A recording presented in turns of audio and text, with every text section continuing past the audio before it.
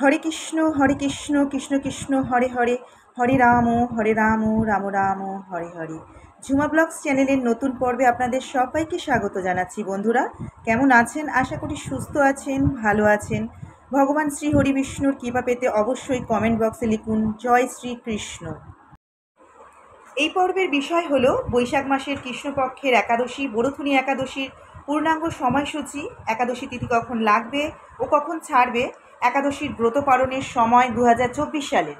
এর পাশাপাশি আমরা জানবো বরুথুনি একাদশীর পূর্ণ পবিত্র ব্রতকথা, ব্রত মাহাত্ম্য, সবটাই জানবো এই ভিডিওতে যাবার আগে ঝুমা ব্লগস চ্যানেলটিকে সাবস্ক্রাইব করুন, লাইক কমেন্ট শেয়ার করে ধার্মিক হয়ে নোটিফিকেশন বেলটিকে বাজিয়ে দিন।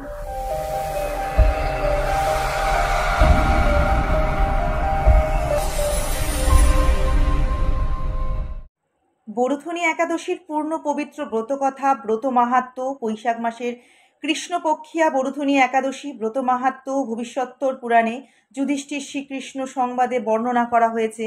যুধিষ্ঠির মহারাজ শ্রীকৃষ্ণকে বললেন, হে বাসুদেব, আপনাকে প্রণাম। বৈশাখ মাসের কৃষ্ণপক্ষের একাদশীকে কি নামে প্রসিদ্ধ এবং তার মহিমাই বা কী, তা কৃপা করে আমাকে বলুন। শ্রীকৃষ্ণ বললেন, হে রাজন, ইহলোক ও পরলোকে বৈশাখ মাসের কৃষ্ণপক্ষের একাদশী বরুথুনি নামে জগতে বিখ্যাত। এই ব্রত পালনে সর্বদা সুখ লাভ হয় এবং পাপ ক্ষয় ও সৌভাগ্য প্রাপ্তি ঘটে। দুর্ভাগা স্ত্রীলোক এই ব্রত পালনে সর্বসৌভাগ্য লাভ করে থাকে। ভক্তি ও মুক্তি প্রদানকারী এই ব্রত পালনে সর্বসৌভাগ্য লাভ করে থাকে। ভক্তি ও মুক্তি প্রদানকারী এই ব্রত সর্বপাপ হরণ এবং গর্ভবাস যন্ত্রণা বিনাশ করে।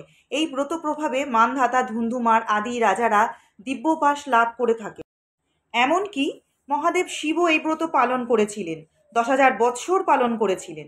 10,000 বৎসর তপস্যার ফল কেবলমাত্র এক বরুথুনি ব্রত পালনে লাভ হয়।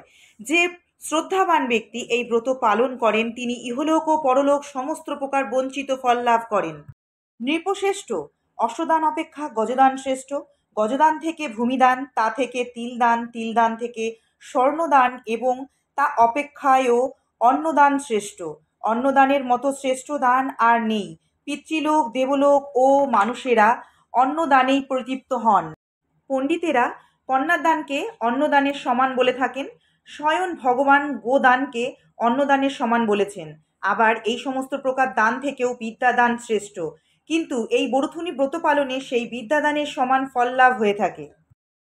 পাপমতী যেসব মানুষ কন্যার উপার্জিত অর্থে জীবন ধারণ করে, পুণ্যক্ষয়ে তাদের নরক যাতনা ভোগ করতে হয়, তাই কখনো কন্যার উপার্জিত অর্থ গ্রহণ করা উচিত নয়।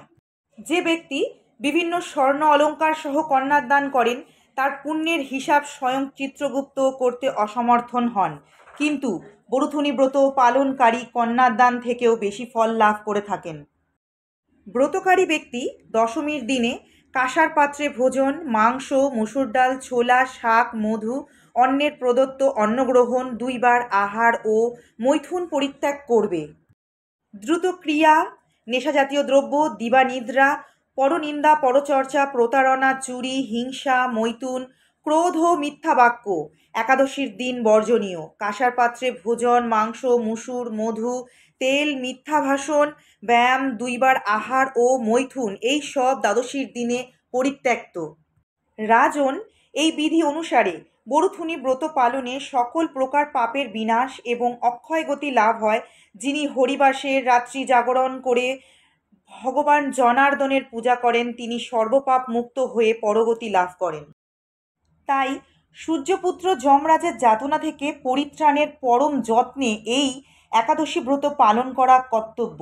বরুথুনি একাদশীর ব্রতকথা শ্রদ্ধা ভরে পাঠ বা শ্রবণ করলে সহস্র গোদানের ফল লাভ হয় এবং সর্বপাপ থেকে মুক্ত হয়ে বিষ্ণুলোক গতি হয়। 31 বঙ্গাব্দে 2024 সালে বৈশাখ মাসের কৃষ্ণপক্ষের একাদশী বরুথুনি একাদশীর পূর্ণাঙ্গ সময়সূচি।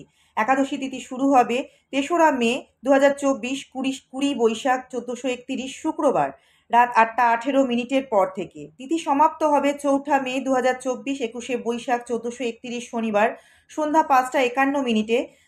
2024 সালের বরুথুনি একাদশীর ব্রত পালন করা হবে 4ঠা মে বাংলার 21 বৈশাখ 1431 শনিবার।